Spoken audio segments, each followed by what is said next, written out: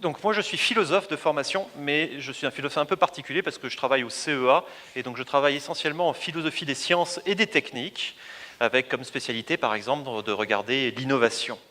Et quand mon ami Roland Lehoucq, qui fait partie des organisateurs, m'a parlé de cette manifestation, eh bien, il m'est venu à l'idée de vous parler de la créativité parce que c'est une notion qu'on rapproche souvent de celle du désordre, au moins, et puis parfois de celle de l'ordre par suite. Alors, comment ça fonctionne? Comme ça.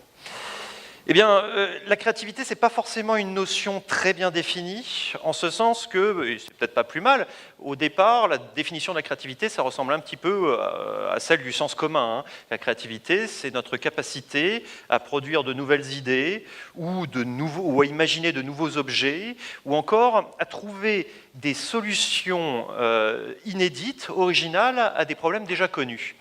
Et alors, il y a beaucoup de gens qui m'ont précédé, et alors j'ai choisi plutôt que impressionné par le niveau sur la neurophysiologie et qui m'a précédé, je suis allé chercher la définition un peu plus précise du côté de l'éthologie, qui est la science de l'étude du comportement animal et par extension aussi humain.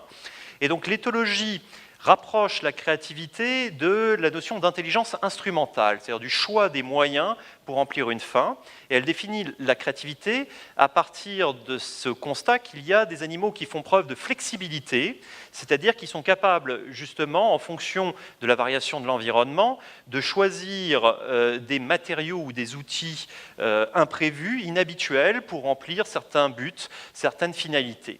L'un des exemples les plus primitifs qu'on puisse trouver, c'est les guêpes quand elles font leur espèce de cocon, j'ai oublié le nom précis, enfin l'équivalent de la ruche pour les guêpes.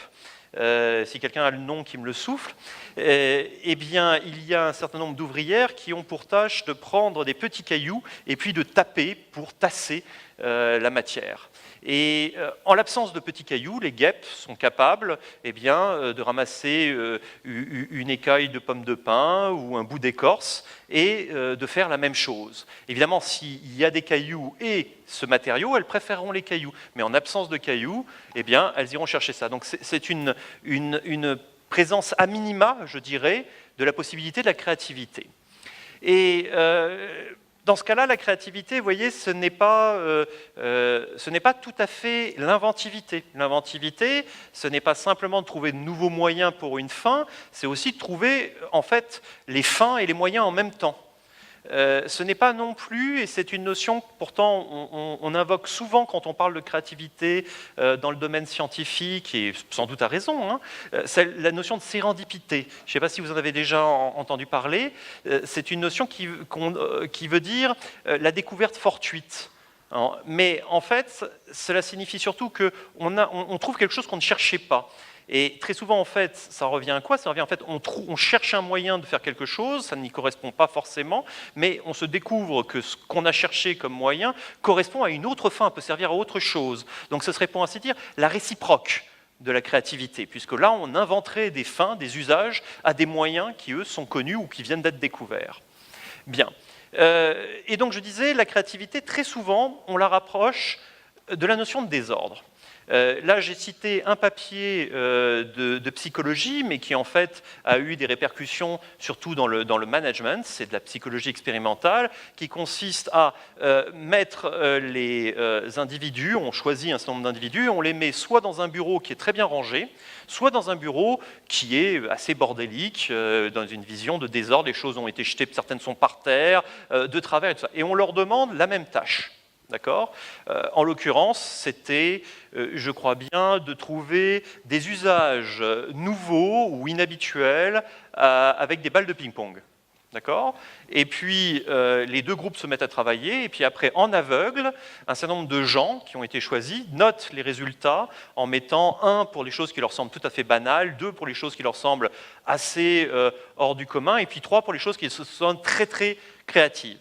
Et les résultats qu'on a en faisant passer, alors on peut toujours critiquer ce genre d'études en disant que l'échantillon n'est pas représentatif ou que ça dépendrait de la culture. Bref, toujours est-il que le résultat, c'est que c'est dans le désordre que les gens ont les idées jugées les plus créatives. Voilà. Et on a bien tous, en fait, un certain nombre de stéréotypes ou de clichés qui nous rapprochent ça, qui nous disent que les créateurs se complaisent dans un certain désordre. C'est pour ça que j'ai choisi cette image avec un peintre, et on voit son atelier. Et cela dit, il ne faut pas être complètement naïf. On se dit bien qu'en fait, ce que nous percevons ici tout de suite intuitivement comme du désordre, et au terme de cette journée, vous avez compris que les notions d'ordre et de désordre étaient relatives, eh bien, pour lui, c'est peut-être très organisé. En fait, il y a peut-être une spatialité, il s'y retrouve très bien. Au moins, c'est son désordre, je dirais, plutôt qu'un ordre anonyme ou conventionnel.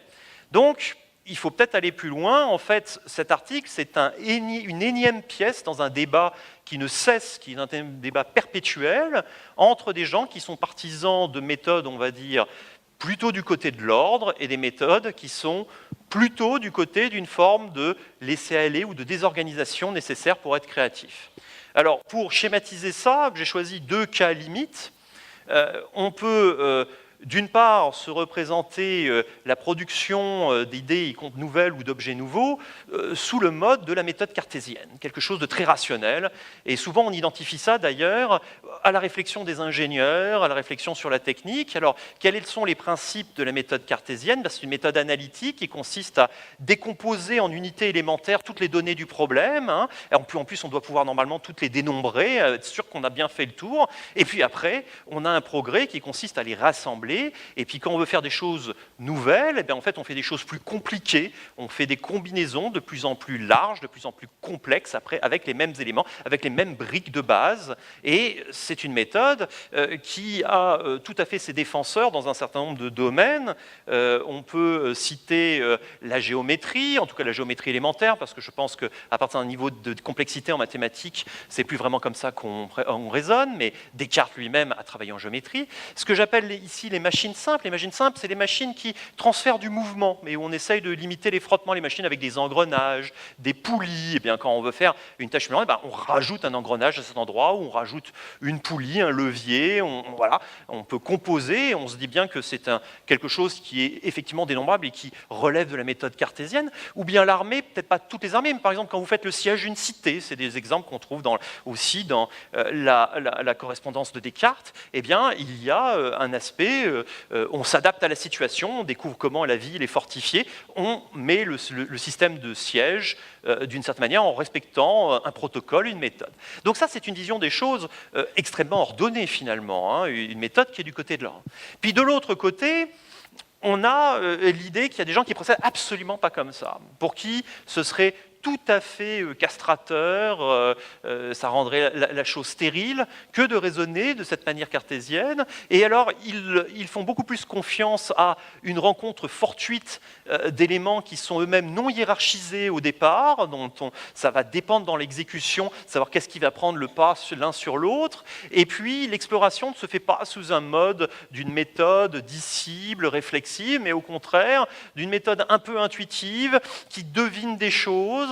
Et on s'imagine, à tort ou à raison, que ce sont les mécanismes qui peuvent fonctionner. Alors évidemment, le jazz, vous voyez pourquoi j'ai dit ça, parce qu'il y a les improvisations dans le jazz, mais on s'est dit, oui, mais il faut avoir travaillé beaucoup une improvisation. Évidemment, c'est pas simple, ça se prépare, mais dans l'humour, les raccourcis, les gens qui ont de l'esprit, dans la poésie, trouver une belle métaphore, ou bien dans la mode, le choix de l'accessoire qui va faire tout changer, tout ça dépendrait de signaux qui sont plus proches d'une sensibilité qui ne répond pas, qui est directement complexe, qui ne répond pas aux réquisites de la méthode cartésienne. J'ai bien évidemment conscience que nous faisons ici deux cas limites et caricaturaux. En fait, quand on raisonne sur le terme de la créativité, on sait intuitivement, et là je m'excuse auprès du précédent orateur, j'ai fait figurer un dessin de cerveau, mais bon, ce n'est qu'un pur symbole. Ça n'a rien à voir avec une localisation sérieuse, ou alors il me le dira plus tard et il corrigera, il dira ce qu'il y a d'intelligent à dire sur un dessin de cerveau, mais celui-là est purement symbolique, d'accord ? Ce qu'on sait, c'est que en fait, la créativité va être une alliance, et même plus précisément une alternance, entre des phases qui font appel à du désordre et d'autres qui font appel à de l'ordre. Alors, plutôt que désordre, on pourrait dire aussi divergence-convergence, j'y viens. Pourquoi? Parce que dans une méthode purement analytique, on voit bien où est le problème dès le départ. C'était une critique d'ailleurs que Gaston Bachelard adressait à Descartes quand il disait la méthode cartésienne n'est pas du tout scientifique. On peut même dire que la méthode scientifique, elle est non cartésienne. Pourquoi? Parce que la méthode scientifique, c'est une méthode qui a le droit de réviser ses hypothèses. C'est-à-dire que dans la méthode Descartes, on décompose le problème, on a toutes les données du problème, et à partir de là, on n'y touche plus, on repart et on construit. Et on ne revient pas en arrière pour enlever une brique. Et puis voilà, donc au contraire, on se dit, dans une démarche créative, il y a bien cette capacité à réviser, à revenir en arrière et à changer les bases mêmes de la compréhension du problème qu'on avait au départ. Et c'est bien ça, une des choses qu'on va réclamer à un raisonnement créatif. Et puis, de l'autre côté, dans le côté improvisation, exploration intuitive, un peu aléatoire, on dit, bon, finalement, si c'est une exploration totalement aléatoire, si on pousse les choses au cas limite, eh bien, on est dans l'essai-erreur. Et puis, on va dans une direction, puis on n'a aucune raison de ne pas retourner dans la direction inverse. Et on perçoit mal comment une telle démarche purement aléatoire pourrait être... Bon, ensuite, on peut inventer des effets de seuil, des choses comme ça, mais pour être cumulative, il y a aussi une difficulté, il y a aussi une déficience de l'autre côté. Alors, en réalité, la plupart du temps, les gens qui parlent donc de créativité disent qu'il y a d'une part l'exigence d'une ouverture de quelque chose comme une déprise de l'ordre existant, des choses telles que la hiérarchie telle qu'on l'a fixée, et que c'est très important, que les créateurs sont des gens qui savent se détacher du statu quo, voilà, mais que, dans un deuxième temps, ils ne se satisfont pas non plus d'aller vers le chaos, l'instabilité permanente, qu'il y a bien une phase de sélection, ensuite de convergence, qui retourne vers l'ordre, à condition que cet ordre ne soit pas l'ordre antérieur, évidemment, que ce ne soit pas une régression, qu'on aille vers un ordre nouveau, inédit, peut-être plus profond. Et donc, on a... la plupart, sinon la quasi-totalité de ce qui va être mon sujet, c'est-à-dire des méthodes qui vont prétendre nous expliquer, nous éclairer, théoriser, peut-être améliorer la créativité, postulent qu'il va y avoir une alternance de deux phases, de divergence et une phase de convergence. La chose la plus intéressante peut-être étant, qu'est-ce qu'ils arrivent à nous dire sur ce qui se passe entre les deux? Voilà. C'est-à-dire qu'il y a, dans ce blanc, il peut se cacher beaucoup de choses. Alors, la plus connue de toutes les méthodes de créativité, c'est très certainement, vous en avez tous entendu parler, c'est ce qu'on appelle le brainstorming, ou, et j'aime bien l'expression de nos amis, de nos cousins québécois, le remue-ménage. Le remue-ménage a été créé donc en 1959 par ce monsieur qui est Alex Osborne, et dans un livre qui, 1959, c'est le titre, c'est la parution en anglais dans le titre original, mais ça a été traduit assez rapidement en français, l'imagination constructive, principe et processus de la pensée créative et du brainstorming. Vous voyez que ce n'était pas au Québec. Et donc, Osborne, très clairement, dans sa méthode, il y a bien ces deux phases. Une phase de divergence, où les choses doivent pouvoir s'exprimer. Et donc cette première phase, elle est caractérisée par comme objectif la levée des inhibitions parmi les sujets et un encouragement à la communication volubile et horizontale. J'insiste sur l'horizontale, c'est-à-dire qu'il ne doit pas y avoir d'autorité dans cette sorte, il ne doit pas y avoir quelqu'un qui a la préséance sur l'autre. Voilà, les supérieurs et les inférieurs doivent parler à égal, voilà, et ça doit être volubile aussi, il ne doit pas y avoir de frein à la parole. Et puis il y aura une deuxième phase qui est un retour au sens critique, qui est un passage au crible des idées produites. Et donc, on voit vraiment l'illustration parfaite de cette alternance entre une marche vers le désordre, une divergence, et puis un retour à l'ordre. Voilà. Alors, Osborne travaillait dans la publicité, il y a obtenu de grands succès, puis, avec ce livre, en fait, il est devenu un conseiller en créativité, et il est allé donner des conseils dans d'autres types d'entreprises. Ce qui est propre à sa méthode, c'est d'avoir spécifié les règles à mettre en jeu, notamment, dans la première phase, et c'est ça qui caractérise le brainstorming. Après, il y a plusieurs autres variantes du brainstorming, mais concentrons-nous sur les premières. La première règle est très intéressante. La première règle, c'est il ne faut pas critiquer. C'est-à-dire qu'on doit laisser les gens exprimer tout type d'idées, et à aucun moment quelqu'un va dire c'est complètement stupide ton idée. Voilà. Donc la levée des inhibitions doit se faire parce qu'il n'y aura pas de retour de bâton, pas de jugement. Il y a une interdiction durant la période de la première phase d'émettre la moindre critique. La deuxième, c'est toujours pour lever les inhibitions, pour laisser toutes les idées transparaître, eh bien, c'est laissez-vous aller. Laissez-vous aller, dites tout ce qui vous passe par l'esprit, allez-y. La troisième, c'est la réponse que vous allez faire à l'émission des idées, c'est encourager les autres à rebondir dessus. Quelqu'un dit une idée, ah oui, mais alors, paf, paf, paf. Et donc, il doit falloir ce jeu de rebondir. Il y a quelqu'un qui est un maître de séance qui, lui, au vol, va noter comme ça l'évolution des idées. Et puis, et si ça n'allait pas de soi, donc ne pas réfléchir trop, ne pas chercher à obtenir la qualité, ne pas chercher à obtenir tout de suite la très bonne idée, mais viser la quantité, en faisant le pari qu'en fait, en échangeant les idées, eh bien, on arrivera à cette amélioration collectivement. Il y avait, Osborne citait souvent une phrase de Bernard Shaw qui était si j'ai une pomme et que tu as une pomme et que nous les échangeons, nous avons toujours une pomme, mais si j'ai une idée et que tu as une idée, si nous les échangeons, nous avons 2 idées chacun. Voilà, donc c'est une idée extrêmement généreuse, c'est un pari sur la communication qui permet, et la collectivité qui permet de faire avancer les idées. Alors, ça a beaucoup de succès. Je pense que c'est encore la doctrine de créativité, la méthode de créativité qui est la plus pratiquée à peu près partout. Bon, mais en fait, tous les gens sur qui moi je travaille, mon titre officiel au CEA, c'est ingénieur en méthodologie, ingénieur expert en méthodologie de la conception. En fait, tous les gens sur qui je travaille sont des critiques de cette méthode, il faut le dire. Osborne, en gros, mais c'est parce que aussi je travaille dans un certain domaine, je travaille en sciences, en technique. En gros, tous les gens qui ont travaillé sur des méthodes de créativité stimulée disent eh bien, comprenez bien que le remue-ménage, c'est bien pour des publicitaires, mais chez nous, ça ne sert à rien. Parce que le bilan de ces études, c'est la première séance fera toujours beaucoup d'effets aux gens qui participent, la deuxième va commencer à voir des choses se répéter, puis dès la troisième, en fait, si c'est les mêmes participants, des fois on reprend les mêmes chemins, donc on peut voir émousser. Le grand mérite des méthodes de brainstorming, c'est ce qu'on appelle la défixation. C'est-à-dire, quand les gens n'arrivent pas à résoudre un problème ou n'arrivent pas à trouver une idée nouvelle, c'est très souvent qu'ils sont coincés dans une impasse et c'est la façon dont ils formulent le problème ou dont ils formulent leur objectif qui est déficiente. Et étant partis sur un certain nombre d'hypothèses, ils sont bloqués et pour les faire revenir, pour leur faire quitter, pour défixer, c'est un gros travail et la méthode de brainstorming est efficace pour ça. Elle arrive à sortir les gens d'une obsession, d'une idée fixe qui les empêche de progresser, d'un obstacle épistémologique, aurait dit Gaston Bachelard. Mais ensuite, on peut dire aussi que, clairement, la quantité d'idées produites est supérieure à si on n'avait pas fait le brainstorming.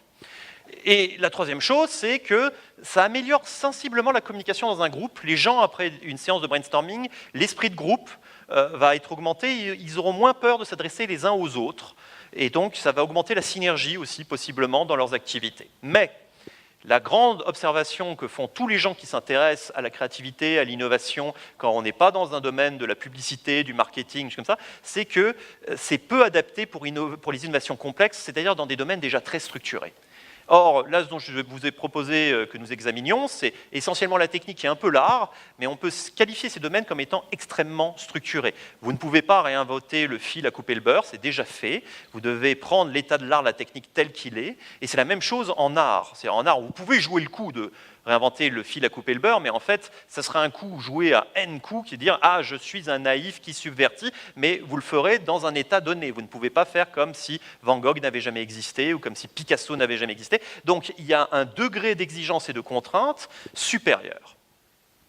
Alors, j'ai choisi deux, on n'a pas le temps de tous les traiter, donc j'ai choisi deux personnes qui sont des critiques du brainstorming, du remue-ménage. D'une part, Heinrich Altschuler, qui est un soviétique, qui nous explique que le brainstorming augmente l'incertitude, on va voir ce que ça veut dire, et constitue un frein pour s'orienter dans le champ des possibles. Et puis Gilbert Simondon, qui est mon philosophe préféré, philosophe des techniques français du XXe siècle, qui lui dit en gros que le brainstorming, ça va être utile, la créativité d'ailleurs c'est bien quand on a besoin, on va dire, de tirer un coup, c'est-à-dire d'inventer une solution sur un problème précis, de sélectionner une solution, mais que s'il s'agit en fait de franchir un cap technologique ou même un cap artistique, c'est-à-dire d'inventer un nouveau genre de machine, un nouveau genre artistique, un nouveau style. Voilà. Dans ces cas-là, le brainstorming n'est pas très très performant, voire pas du tout performant. Altschuler, c'est un personnage absolument fascinant. c'est quelqu'un qui donc a vécu en Union soviétique et à un moment donné, il était au bureau des brevets en fait, hein, donc un peu comme Einstein. Il voyait passer plein de brevets devant lui et il s'est rendu compte que les brevets qu'on lui amenait étaient certes tous différents, mais que les solutions avaient un air de famille. Il s'est mis à faire des recoupements et au bout d'un moment, il s'est mis à construire, on va dire, une sorte de combinatoire de l'invention en disant, en fait, quand les problèmes qui se posent sont en nombre important, mais pas illimité, et les solutions qu'on apporte aux problèmes, en fait, ne sont pas au hasard, c'est-à-dire quand un certain type de contradiction se manifeste, eh bien, c'est toujours une famille de solutions qui se présentent, et par conséquent, on pourrait certainement gagner du temps si on avait cette sorte de cartographie des inventions à l'avance. Alors, il était tellement content de sa découverte qu'il en a fait part à son chef, qui lui a dit calme-toi petit ». Alors, il n'était pas content, il en a parlé au chef de district, comme ça, il est remonté, puis il a fini par prendre son téléphone, et peut-être pas son téléphone, il a dû écrire au camarade Joseph Staline en lui disant « Écoutez, les gens sont trop bêtes ici, mais j'ai quelque chose qui va servir pour le bien de l'Union soviétique, aidez-moi ». Alors, il a reçu une gentille lettre qui lui disait très bien, rendez-vous à Moscou avec votre collègue tel jour à telle heure. Il a pris le train, il est arrivé. Puis là, il y avait deux messieurs en costume noir qui l'attendaient. Puis il est reparti dans un train pour la Sibérie et il s'est retrouvé au goulag. Et c'est là où ça devient intéressant. C'est que là, il met en pratique sa théorie. Pour vous dire que ce n'est pas totalement, je veux dire, c'est le côté pragmatique de Altshuler. Il arrive, il réfléchit dans le train, il dit, bon, c'est tout simple, les intellectuels, on les envoie dans des camps de travail où il y a les délits de droit commun, hein, les prisonniers de droit commun. C'est des brutes. Hein, c'est des gens, ils vont me voir arriver, j'ai pas de lunettes, mais ils vont vite voir que je suis un intellectuel, et je vais me faire démonter. C'est pour ça, d'ailleurs, qu'on m'envoie là-bas. Et quelle est la contradiction? La contradiction, c'est être un intellectuel chez des brutes. Comment fait-on pour survivre? Voilà. Eh bien, il a réfléchi un petit peu, il a dit, je pourrais transposer le problème, je dirais que mon problème, c'est être quelqu'un qui est au XXe siècle, et je retourne très très loin dans le temps. Je viens dans une société primitive. Comment je fais pour m'insérer dans une société primitive, alors que mon principal talent, c'est un talent intellectuel qui n'est pas reconnu? Résolution du problème, quel est l'analogue d'un intellectuel dans une société primitive? Est-ce que l'un d'entre vous a une idée? Oubliez le prêtre, c'est pas la bonne idée. Parce que vous allez tomber sur des hérétiques, tout ça, vous allez vous faire tuer pareil. Le chaman, c'est pas mal, mais il n'était pas médecin, il n'avait pas ce qu'il fallait. Bon, la solution, c'est le raconteur d'histoire. Là-bas, on se fait chier en Sibérie, au Goulag. Il n'y a pas de télé, il n'y a pas de radio. En revanche, quelqu'un qui connaît par cœur les frères Karamazov, et ça dure 6000 pages, okay, il leur raconte tous les soirs une histoire. Voilà, Altshuler.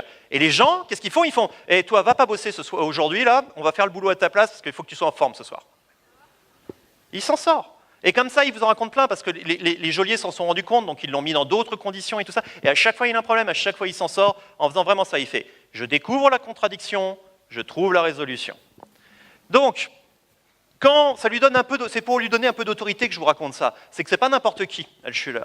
Et Altshuler, quand il parle du brainstorming, il est horriblement méchant. En gros, il dit l'absurdité du remue-ménage. Voilà. Et il dit, ben, ouais, les gens ont l'impression qu'on produit beaucoup d'idées. C'est normal, ils ont mis 50 personnes pendant une journée, mais on peut être une personne pendant 50 journées, il en fait aussi des idées, hein, si on lui demande de produire des nouvelles tout le temps. Voilà. Donc, il dit déjà, le coût de l'augmentation des idées, j'y crois pas. C'est contestable, mais donc c'est son point de vue. Deuxième, il dit, ouais, ça marche dans le marketing, mais dès qu'on est à plus haut niveau, dans des problèmes techniques, artistiques et tout ça, oubliez, ça va être surtout des idées creuses qui vont être perdues comme ça, c'est des idées qui viennent vite. D'accord? Puis après, on rentre dans des trucs un peu plus raffinés comme explication de pourquoi ça ne marche pas. Il dit, ça ne marche pas parce que vous perdez le contrôle, et en fait, lui, il a une idée que si vous voulez, quand on pose un problème, la solution existe. Elle est loin, parce que pour l'instant, vous étiez coincé là, hein.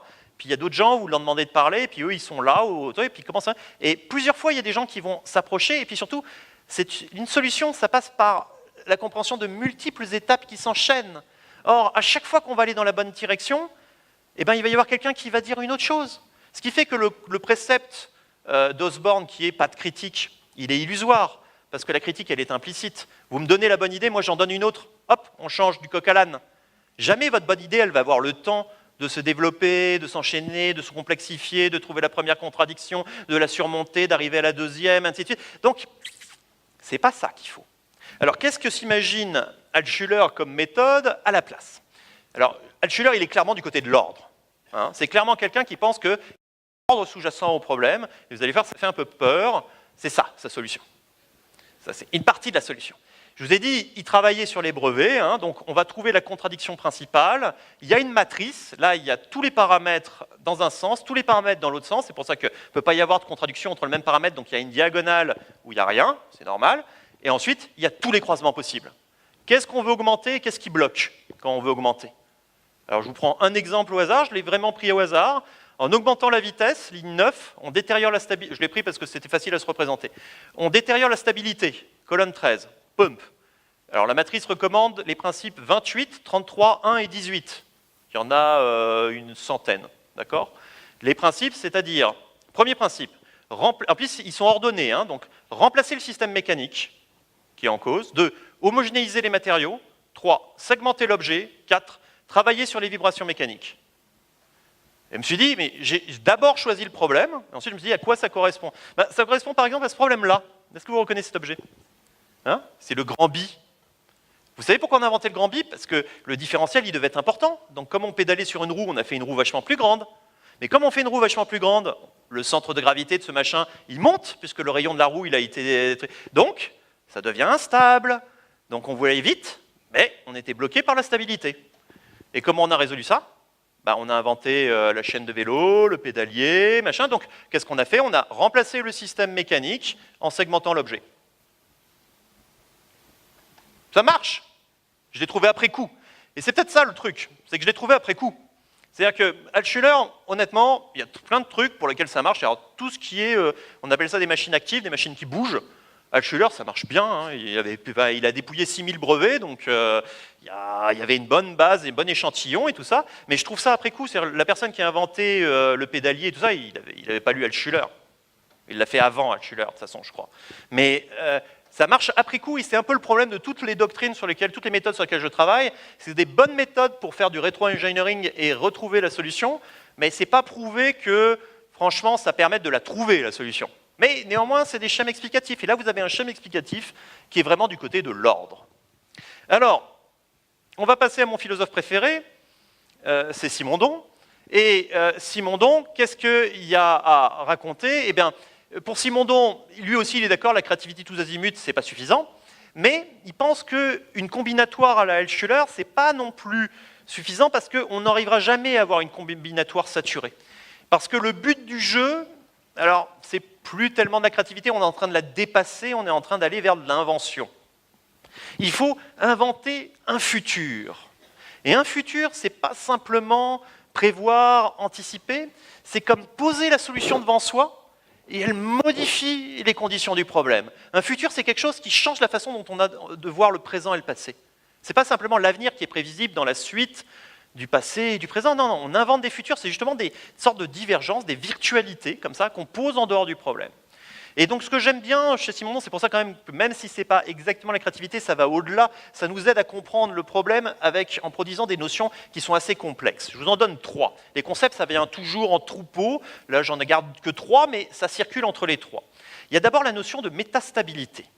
Il dit que la technique, les connaissances, l'art, c'est des choses qui sont métastables. La métastabilité, vous n'êtes pas familier, mais en fait, entre quelque chose qui est stable, un équilibre, un ordre, et quelque chose qui est instable, quelque chose qui est dans le déséquilibre permanent, qui est dans le désordre, il existe une autre catégorie qui est en fait la catégorie dominante, qui s'appelle la métastabilité, qui veut dire on est dans un ordre qui réclame une certaine énergie pour être poursuivi, pour se maintenir, comme un bassin de potentiel, diraient les scientifiques. Et puis, en fait, cet ordre peut se transformer pour prendre une structure encore plus ordonnée, encore plus stable. Donc on est métastable, mais on peut évoluer vers plus de stabilité sur un ordre qui réclame moins d'énergie. De même, on peut remonter. Si vous remettez de l'énergie dans le système, vous pouvez remonter. Et cette notion de métastabilité, elle est très importante. Parce que c'est vraiment ça qui débloque le cerveau sur le fait que, en fait, oui, on est bien dans des rapports d'ordre et de désordre qui s'enchaînent. Le tout est de savoir comment on les enchaîne, à quelle fréquence, à quelle vitesse. Ensuite, il y a la notion de virtualité. La notion de virtualité, il dit bien, quand on fait une invention, quand on a vraiment une très très bonne idée, c'est quelque chose qui est virtuel, ça n'existe pas, c'est pas encore dans l'espace et dans le temps, c'est quelque chose qui n'est pas impossible. C'est quelque chose qui n'est pas impossible. C'est pas dire que c'est pas encore c'était pas dans le champ des possibles. C'est quelque chose qui n'est pas impossible. Et donc du coup, on va faire évoluer la situation pour voir si ça devient possible ou pas. Et puis la dernière, il dit, au niveau du sujet, ça se présente comme quelque chose d'optatif. Alors ça, optatif, c'est un drôle de mot. La première fois que j'ai lu, j'ai pas compris. J'ai cru qu'il voulait dire que ça tentait comme des options. D'accord? Mais en fait, non. Si certains d'entre vous ont fait du grec, optatif, c'est un mode de conjugaison. Un mode de conjugaison qui existe en grec, qui existe dans beaucoup de langues indo-européennes, mais qui n'existe plus en français. Ça se présente entre le conditionnel et le subjonctif. Si je vous dis tu ferais bon voyage, s'il se passait cela, tu ferais bon voyage, j'exprime une possibilité, mais pas de désir particulier par rapport à cette possibilité.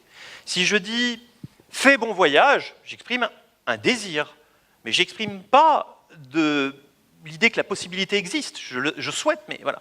Mais en fait, il existe une vieille façon de parler en français avec le subjonctif qui rend ça. Je veux dire une possibilité que je souhaite. Je pourrais la mettre en négatif pour dire je la crains. Hein. Mais donc c'est puisses-tu faire un bon voyage? Et là je dis ah, il y a une possibilité. Et il dit, quand on fait une invention, quand Einstein dit, il dit puisse E égale MC2. Il a trouvé des mathématiques, il dit ah, il faudrait que la nature réponde à ça. Et un inventeur, il est dans cette attitude. Il est en attitude de l'optatif. Bon, ça n'a pas de rapport avec l'ordre et les ordres, mais je trouvais ça joli, j'avais envie de vous le raconter.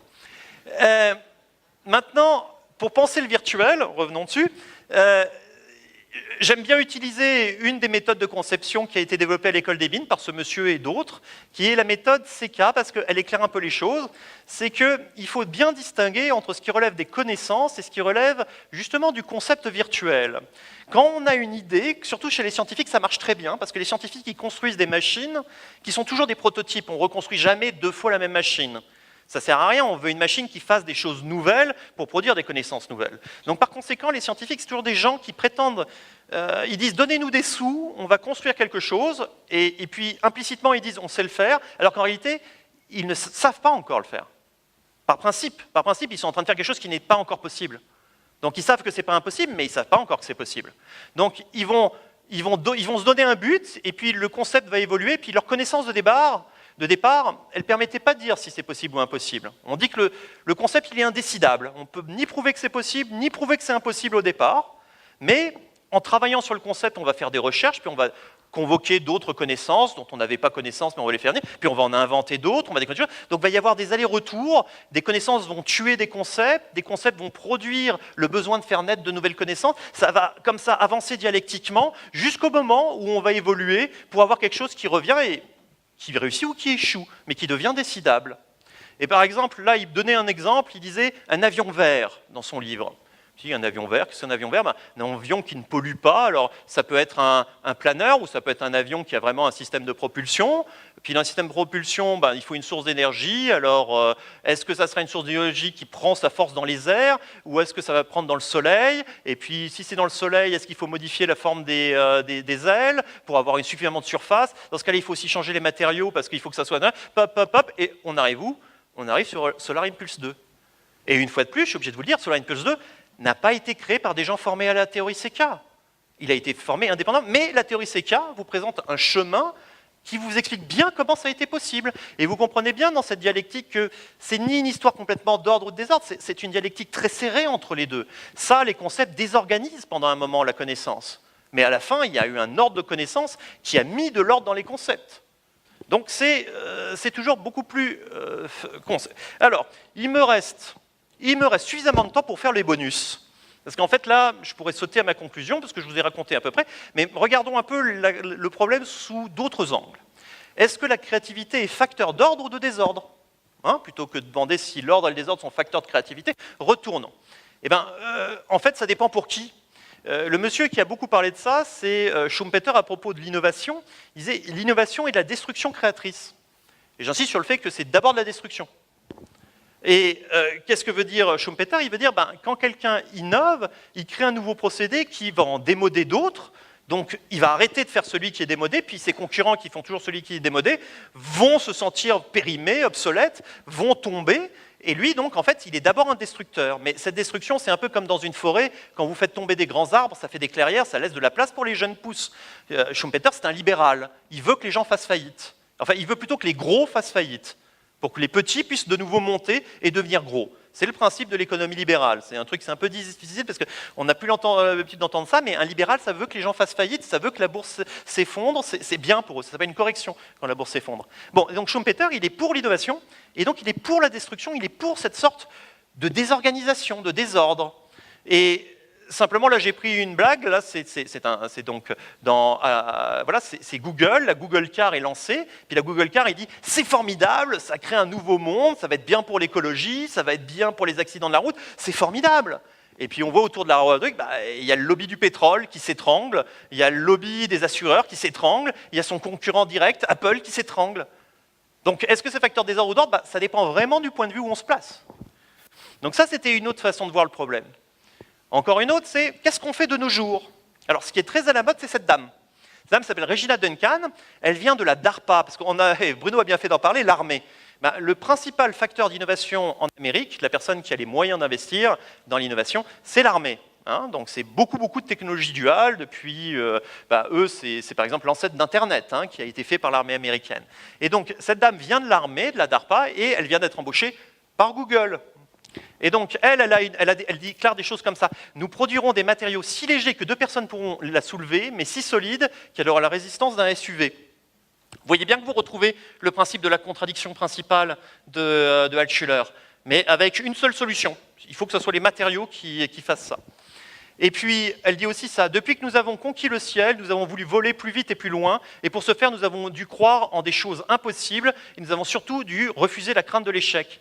Ça, c'est vraiment aussi une rhétorique très américaine. Et vous voyez, par rapport à ce que je vous ai expliqué sur le fait que c'était ni possible ni impossible, là, il dit il a fallu croire en l'impossible, des choses comme ça. Mais non, c'était pas impossible. Il a fallu cesser de croire que c'était impossible, se dire juste que c'était indécidable, et aller voir.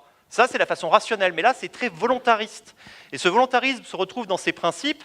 Elle a, pour les principes qui sont mis en place chez Google, c'est d'abord le principe de la non-linéarité, ça je suis plutôt convaincu, c'est-à-dire il y a des principes où on dit on fait d'abord les études de base, ensuite on sélectionne les connaissances qui vont servir, ensuite on sélectionne les technologies, ensuite on construit le prototype, ensuite on a la tête de série, et ensuite on met en ligne. En fait, ça ne marche jamais comme ça. C'est jamais linéaire, un processus de conception innovant. Donc, elle a franchement raison. Mais après, le temps limité va être 2 ans. Le chef de projet aura 2 ans, et qui réussisse ou qui rate, de toute façon, il changera de projet ensuite. Donc, un maximum de pression. Et puis la troisième chose, c'est qu'il faut se retrouver en recherche fondamentale orientée. Alors ça vient d'un principe qui s'appelle le carré de la recherche, le cadran de la recherche. On dit, est-ce que c'est des recherches qui ont un résultat applicatif, des recherches qui ont un résultat fondamental? Alors, quelqu'un qui a une recherche fondamentale mais pas applicatif, c'est Bohr pour ces idéologues-là. En fait, Bohr, c'est quand même la mécanique quantique, donc indirectement, quand même, c'est peut-être la révolution technologique majeure du XXe siècle, mais peu importe. Bohr, c'est le type qui a fait de la recherche fondamentale, mais inutile du point de vue applicatif, c'en est le symbole. Ensuite, il y a le type qui a fait de la recherche qui est ni fondamentale, ni applicative, mais qui est quand même renommé, c'est un ornithologue, voilà. Bon, je ne pas ça. Il y a le type qui a fait de la recherche que appliquée et pas fondamentale, c'est Edison. Et puis, il y a le bon symbole, alors Cocorico, c'est un Français qui est choisi, ça s'appelle le cadran de Pasteur. Et donc, Pasteur, il a fait de la recherche qui est fondamentale, mais applicative. Et donc, elle a dit, c'est, vous devez faire ça. Vous êtes dans ce carré-là. Bon, le problème, et il est connu depuis longtemps, c'est qu'on ne sait jamais dans quel cadran on se trouve. À la limite, si vous êtes là, je ne dis pas, mais je ne suis pas sûr. Dernière chose, c'est... Est-ce que ça, c'est un monsieur très important? C'est peut-être le type qui a décidé du destin de toutes les entreprises à la fin du XXe siècle. C'est Peter Drucker, c'est le pape du management. Il a écrit un livre qui s'appelle Practice of Management en 1954, dans lequel il a mis au point, on va dire, la rationalisation managériale des activités pour les grosses boîtes. Ça a été adopté ensuite par IBM, par un certain nombre de choses, puis ensuite ça a été adopté par les États, c'était le conseiller, c'est un dangereux gauchiste, c'est le conseiller de Reagan, de Thatcher, de gens comme ça, d'accord? Et donc, dans son livre, alors, sa devise, elle est très juste, il y a plusieurs devises de Drucker, mais celle-ci est vraiment très efficace. What gets measured gets improved. Ce que l'on peut mesurer, et même ce que l'on mesure, on l'améliore. Donc c'est évident, vous donnez des objectifs normés à quelqu'un, et vous dites, bah, maintenant, tu en feras 10% de plus. Alors, et tout ce que vous pouvez mesurer, vous pouvez l'améliorer. Donc c'est ça qui explique le déferlement d'indices, de mesures et tout ça. Sauf qu'à la page 26 de son livre, on trouve un raisonnement qui est sur qu'est-ce qu'on peut, où on peut mettre en œuvre sa méthode et où on ne peut pas. Et alors il dit, bah, c'est très simple, vous regardez, est-ce qu'il est possible d'avoir une mesure pertinente des résultats? Ce serait pas mal, si vous les mesurez, est-ce que la mesure est possible? Deuxième chose, c'est est-ce que vous comprenez le processus par lequel est-ce qu'il y a une connaissance analytique du processus qui donne les résultats? Et il dit, quand vous avez les deux, quand ça marche, vous pouvez mesurer, vous savez comment ça se fait, c'est par exemple l'industrie. Et il dit, figurez-vous qu'en fait l'industrie, elle s'est taylorisée depuis longtemps, donc je vais apporter quelques améliorations, mais pas beaucoup. Hein. En fait, les endroits où je peux apporter des trucs, c'est là où la mesure n'est pas très pertinente, mais vous connaissant le processus analytique, par exemple, c'est la police. Pourquoi la mesure n'est pas pertinente? Parce que vous pouvez très bien choisir pour la police le fait qu'il relève très peu d'infractions. Et vous dites, ah, c'est la Suède. Ah écoutez, ça marche, on est vachement performant puisqu'on est tellement dissuasif qu'il y a peu d'infractions. Puis vous pouvez choisir au contraire que la police mette beaucoup de gens en prison. Ça va être les États-Unis. C'est un bon moteur. Ah on est très très bon puisqu'on arrête tous les méchants. Donc, vous comprenez, donc si ça monte ou ça descend, en fait, vous ne savez pas ce que ça veut dire, votre indice. Donc, la police, c'est difficile, mais ça peut être assigné. En revanche, vous pouvez travailler sur les procédures de la police, sur leur méthode d'enquête. Vous pouvez rationaliser ça. Ça, c'est beaucoup plus important que l'indicateur. Et puis, il y a le contraire. Il y a le fait où vous ne connaissez pas vraiment ou mal le processus, c'est l'éducation, les doctrines pédagogiques. Il y a une chose et son contraire qui changent tous les 10 ans, il n'y a pas de consensus réel autour. En revanche, vous pouvez mesurer. Vous pouvez mesurer si les gens savent lire, écrire, compter, les résultats le niveau des trucs. Même si c'est imparfait, moi je pense que c'est quand même mieux connu que les processus eux-mêmes. Et puis enfin, il y a une case où il dit, bon là vous ne le faites pas, hein, parce que vous allez faire des conneries, vous n'êtes pas capable de mesurer, et vous ne savez pas comment ces gens travaillent. Voilà. Donc, maintenant, on va terminer, c'est qu'est-ce qu'on peut tirer de tout ça, et je suis pile poil à l'heure, je suis content, c'est quelles sont les choses à retenir. C'est l'ordre et le désordre, finalement, c'est des notions qui nous renvoient à un imaginaire plutôt spatial, d'accord? Et en fait, la créativité, pour bien comprendre comment ça marche, c'est plutôt une question temporelle. Donc, je suis allé chercher cet artiste que j'aime beaucoup, Richard Thompson, qui nous a quittés la semaine dernière, qui faisait un comics qui s'appelait Cul-de-sac, qui est très créatif. Et surtout, pour le coup, là, ça m'impressionne, parce que c'est une certaine créativité, c'est pas forcément celle de l'ingénieur de pointe, d'accord? Mais c'est quand même quelqu'un qui, toutes les semaines, pond un strip, d'accord? Donc, c'est un serial créateur, c'est pas un créateur sur un coup, quoi. Et un jour, il a écrit, on lui avait demandé, et il a écrit un cartoon qui raconte comment viennent les idées. Et alors, il dit, on s'imagine que les idées tombent du ciel, comme ça, avec des ballons, des choses comme ça, et il dit, c'est pas du tout ça. Les idées, c'est plutôt comme le boson de Higgs, c'est vachement fugace et super dur à détecter, et voilà. Et alors là, il y a quelque chose ça me fait penser à une phrase que je trouve vraiment assez intéressante de Picasso. Et Picasso, il dit, l'inspiration existe, mais elle doit te rencontrer quand tu es en train de travailler. D'accord? Et ça, si vous regardez bien, il se représente sur 6 cases, sur 5, puisque là c'est son cerveau, mais sur les 5 cases, il est à sa table de dessin quand même. Hein. Donc l'inspiration, c'est passer beaucoup de temps le cul rivé sur sa chaise, être créatif, c'est beaucoup de travail. Et donc ça, je trouve que la continuité et la réflexion, c'est justement parce que c'est très fugace, il faut être sur des plages de temps longs, de temps profonds, comme on dit. Des temps qui sont répétés. Tous les jours, on va à sa table, tous les jours, on se met à travailler. C'est ça qui fait que... La deuxième, c'est, il y a un truc, il dit, la matière est résistante. Hein, des fois, les idées, les personnages me disaient non, j'ai pas envie de travailler. Et puis d'autres fois, j'avais un autre problème, c'est que je travaillais à toute vitesse et je gâchais l'idée. À toute vitesse. Donc ça, c'est le blocage quand on n'a pas le bon rythme. Et là, j'ai cette phrase de Montaigne que je trouve excellente. « Ésope, ce grand homme, vit son maître qui pissait en se promenant. Quoi donc, fit-il, nous faudra-t-il chier en courant? Ménageons le temps, encore nous en reste-t-il beaucoup d'oisifs et de mal employés. » Et donc l'expression ici, c'est oisif et mal employé. C'est une question de rythme. Ce n'est pas non plus de travailler trop vite, de gâcher. Il faut trouver le bon rythme pour accomplir certaines tâches, et ça, être créatif. C'est savoir rester dans certains rythmes. Bachelard aurait beaucoup de choses aussi à dire là-dessus. Je n'ai pas le temps. Et la troisième qui montre, il dit, voilà à peu près comment je représente. Alors pareil, je m'excuse. J'excuse Thompson, hein, si tu veux, pour les représentations du cerveau.